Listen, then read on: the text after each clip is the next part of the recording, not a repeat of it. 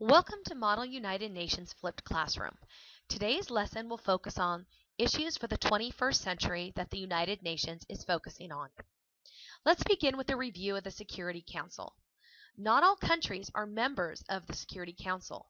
There are only 15 states in total. The P5, are France, China, Russia, the United Kingdom, and the United States. These 5 permanent nations do not rotate out, and they are very powerful because if even one of these 5 permanent countries votes no, vetoes a new policy, that new policy cannot pass. This causes problems in the 21st century when many nations would like to have more say-so in policy of the United Nations. The other problem the United Nations is facing is the budget. Who pays for the United Nations? Well, members pay according to their ability. If you look at the chart, you'll notice that the United States pays the majority. Most members also do not pay their full obligation.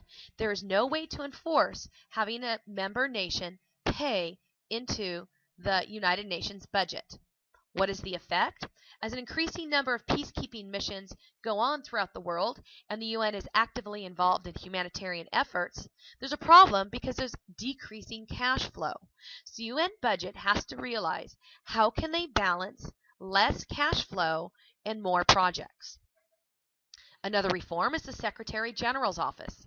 The Secretary General carries out the wishes of the members and provides administrative support. He also brings pressing issues to the Security Council and is a visible representative of the United Nations. The problem is that he has very little power. He cannot accomplish much if he's merely a figurehead. This is an area that needs reform. The 4 main areas of involvement of the United Nations are peacekeeping, human rights, economic development, and environmental regulation. The United Nations Charter details actions that the Security Council can take in response to acts of aggression. Also, the Charter details out the steps for rebuilding nations after conflicts. The United Nations is actively involved in human rights.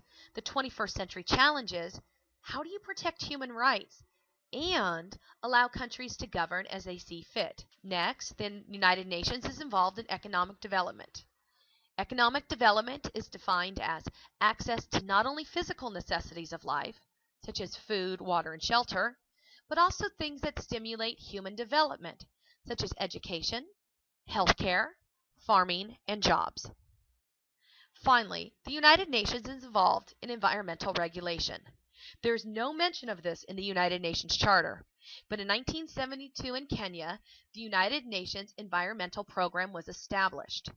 The challenge facing the UNEP is how do you save the environment without losing jobs or taking away freedoms? This is one of the greatest challenges the United Nations faces in the 21st century. Now you know the basics of the United Nations. So next we will move on to learn more about the nuts and bolts of Model United Nations. Thank you.